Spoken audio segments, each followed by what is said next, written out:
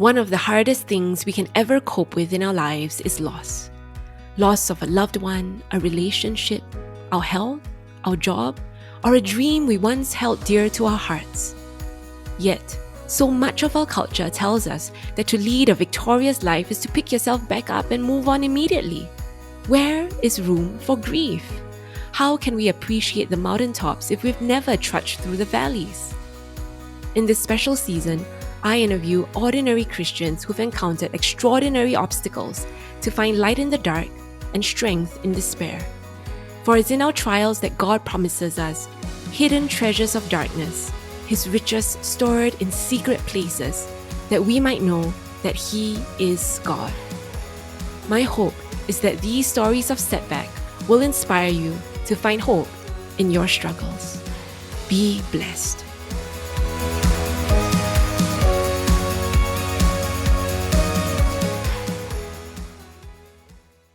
Hi everyone, welcome to this new season. This new season called Treasures of Darkness feels really special to launch, especially since Good Friday and Easter Sunday just passed. I didn't plan or time it that way, but it most certainly feels apt and just so beautiful because this perfectly encapsulates the beauty of dark times.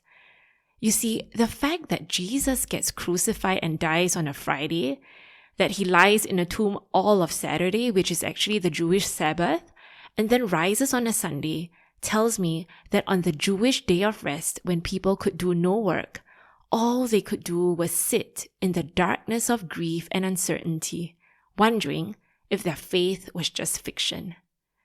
Jesus could have been resurrected immediately. In fact, He didn't even need to die, but He did, and He made us wait. This tells me that uncertainty, sitting in the darkness, and grieving are all crucial parts of our journeys of faith. These dark Saturdays show us that it's actually okay to struggle in the dark as long as we hold on to the hope for the Easter Sunday that actually does come. Friends, welcome to this new season where I hope God will touch and encourage your hearts if you've ever been through or are going through a dark season. One of the darkest periods of my life was actually not so long ago.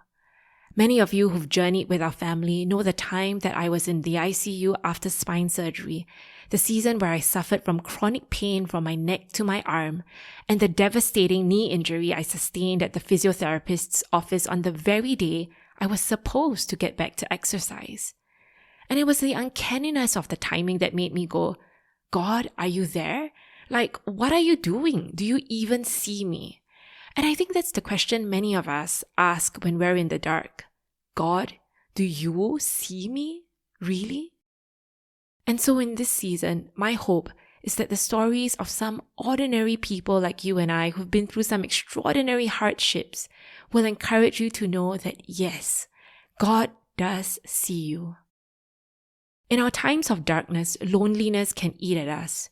I remember when I was going through that agonizing season of bewilderment, several people whom I loved and respected said conflicting things.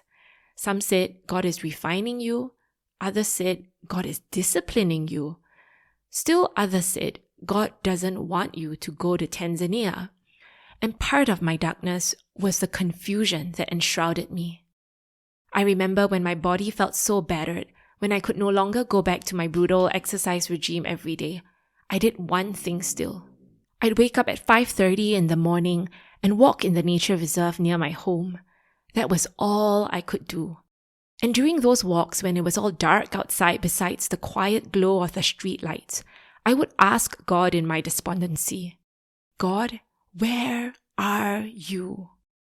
And this was the incredible thing.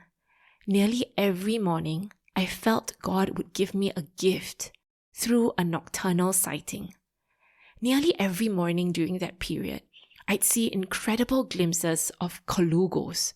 Colugos are these rare flying squirrels you can see in some nature reserves in Singapore. And I'd see them not just on the tree, but actually leaping mid-flight from tree to tree. It was incredible. And also, on my walking path, I used to see this bird sitting on the ground. And I used to think it was just a pigeon, maybe an injured pigeon or a not so smart pigeon, because even when I got close to it, it wouldn't fly. And one morning, this was the time when I was injured and really searching for God, I saw someone using a huge camera lens squatting down to take a photo of this bird. And I thought to myself, what is so special about this pigeon? But the man told me, this is a beautiful nightjar. And for the first time in my life, I saw this beautiful, rare, golden speckled bird that was on my path every morning. But I had failed to notice until I had hurt my knee enough to slow down and admire it. Friends, that made me open my eyes and open my ears to a special truth. That sometimes God slows us down in our dark seasons to show us things we would otherwise miss in the light on our paths. Another early dawn, when I felt so angry and bitter at God, I asked if He would just make Himself real to me. And I challenged Him and said, God, I want to see a rare animal sighting.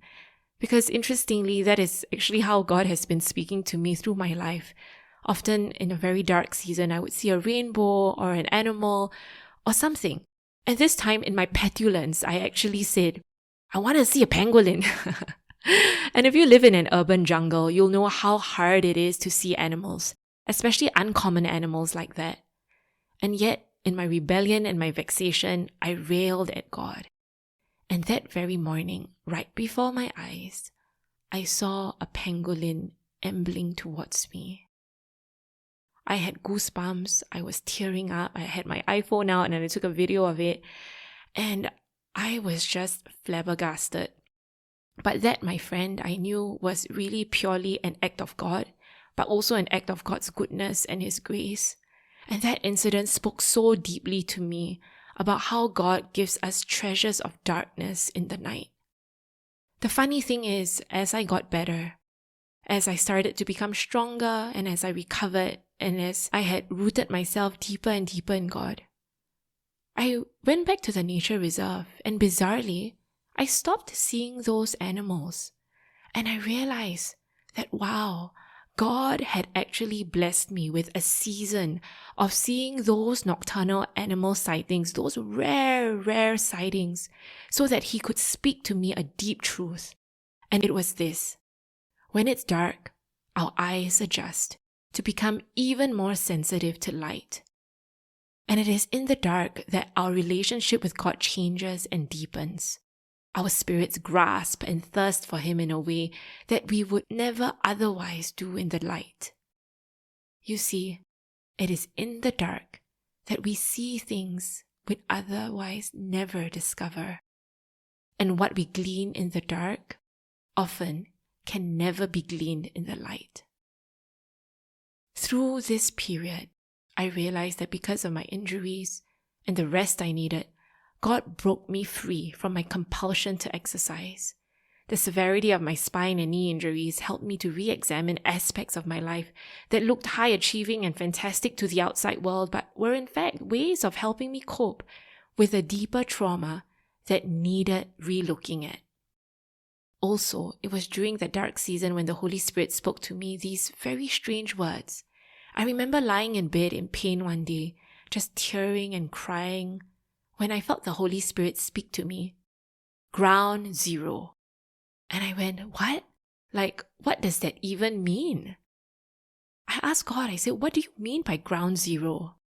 And that was when an earth-shaking revelation was revealed to me. I remember feeling so shocked because I felt that the Lord was speaking to me not just about surrendering my health or my fitness even, but to put aside my job, my house, my mega church of 18 years, to be determined to obey Him, to go to Tanzania together with my family. So it was in my darkness at night when all my other senses were heightened that God showed me this is the way. And had something so drastic not happened, I think my eyes would not have been open to the level of emotional and spiritual abuse that I was blinded to all these years in several unhealthy relationships that I was holding on to.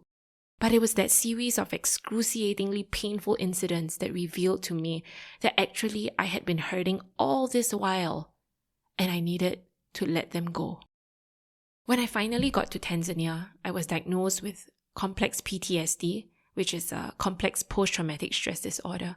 I got help, I'm going for therapy, and I realized how important it was to break unhealthy ties with people who are unhealthily controlling, to draw boundaries, and finally find my own voice. But even then, I found myself in another valley season again.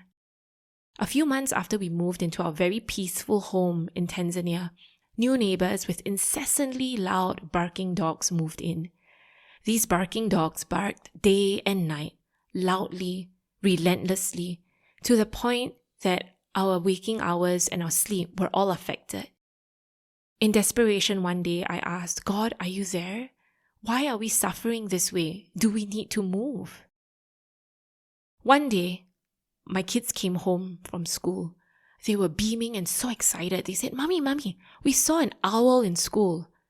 And I remember wishing that I had seen it too. The funny thing was, that very evening, Cliff waved me over to a tree in our very own front porch.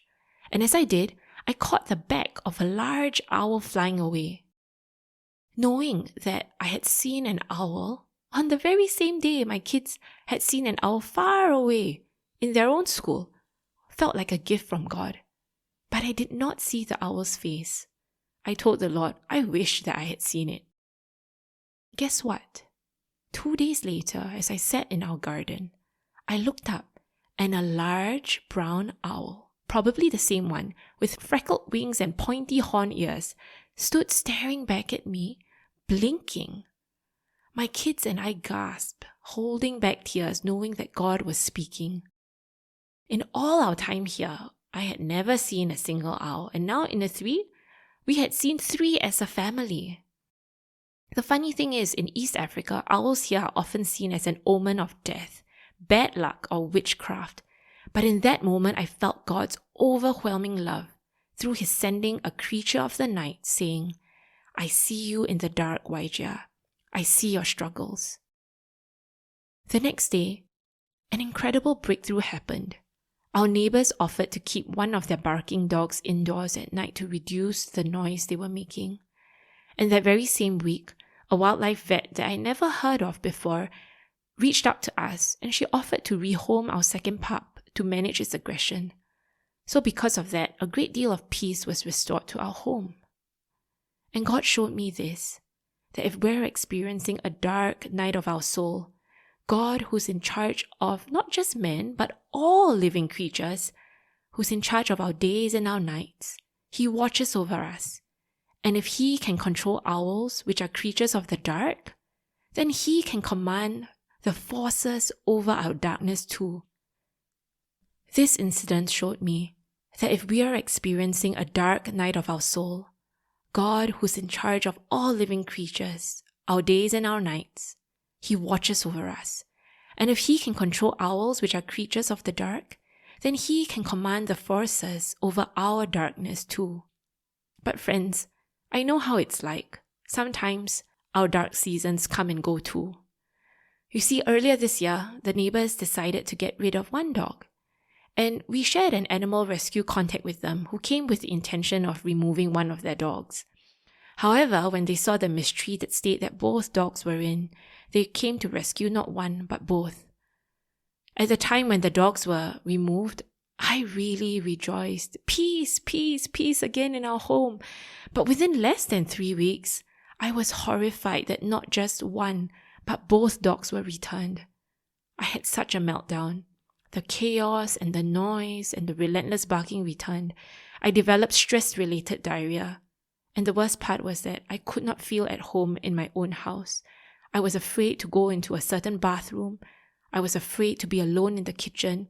I had to wear headphones day and night. I was terrified.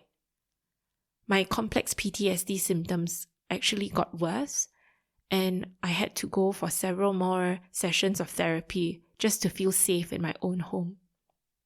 Friends, Sometimes our dark seasons not only stay on, but they get worse, even in spite of prayer. I understand. So over the months, we have continued to wrestle with the loud dogs next door. Things worsened to the point where I even wondered whether we needed to move. But God intervened. Earlier this year, after the animal rescue returned both dogs, one dog fell very, very sick. And eventually, after 2 months, as the neighbors reached out to my Swahili teacher to ask if it could be removed, one of them was taken away by the animal rescue again. So right now, only one dog remains. It is still loud, but it affects us far less than when they had 2. And the ward officer of our neighborhood is also looking into how to help us manage them. And though painfully slow going, and I'm not sure if it would happen, it has also given us a glimpse into the brokenness of the system, the difficulties of our culture here, and also has helped me to understand that the deepest work I need to do is within myself.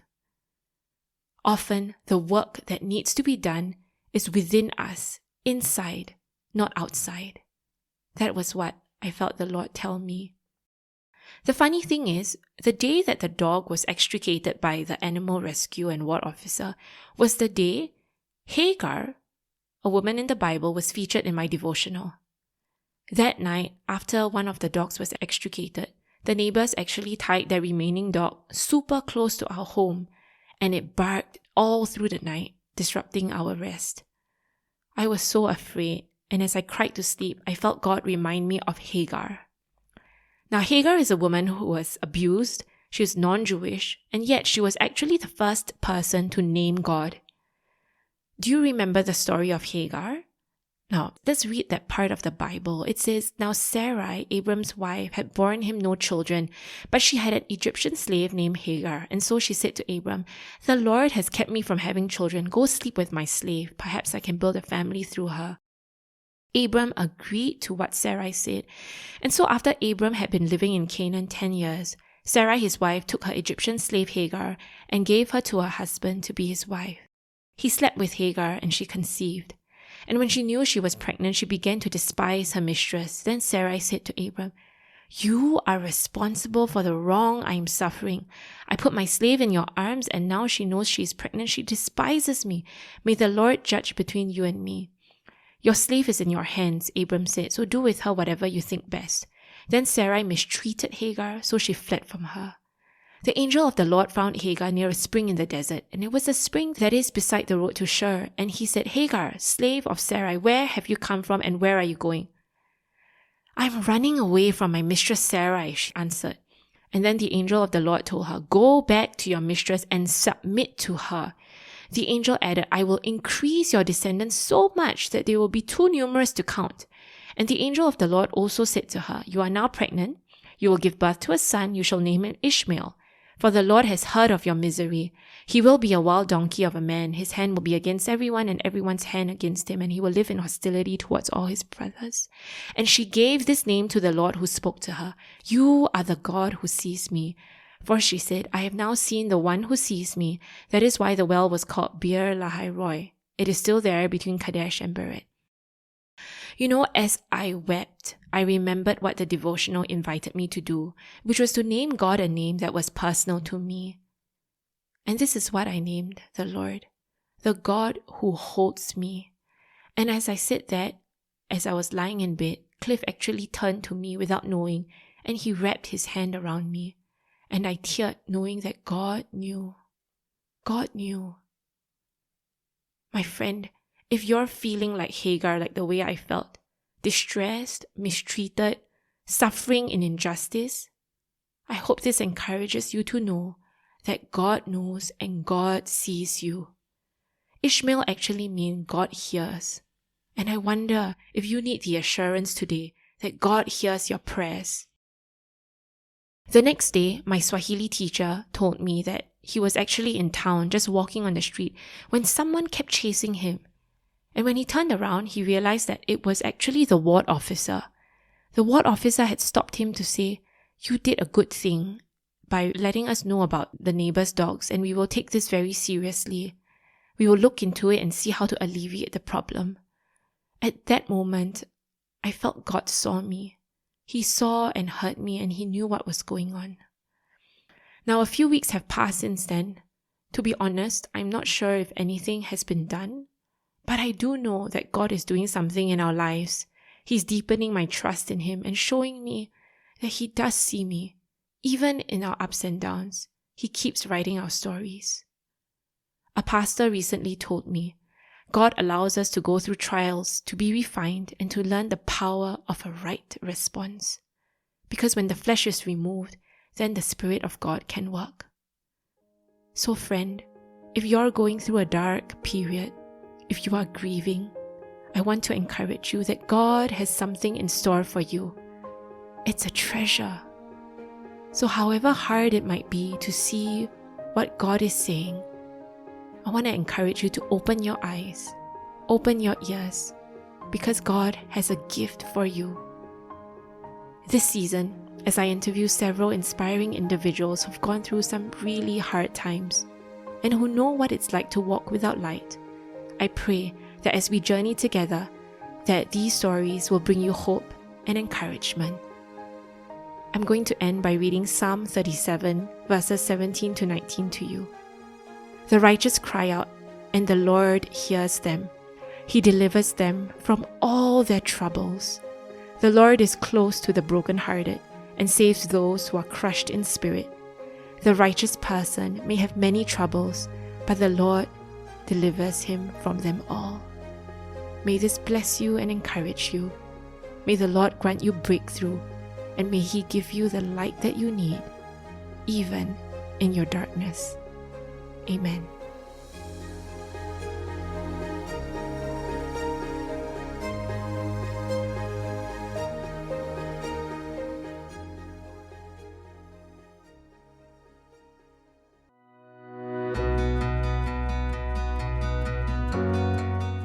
Thank you for listening to the Dream Brave podcast. If you'd like to get more resources on dreaming bravely and living boldly for God, please visit kitedreams.org. You'll find articles, videos, journal guides, and more. Be blessed.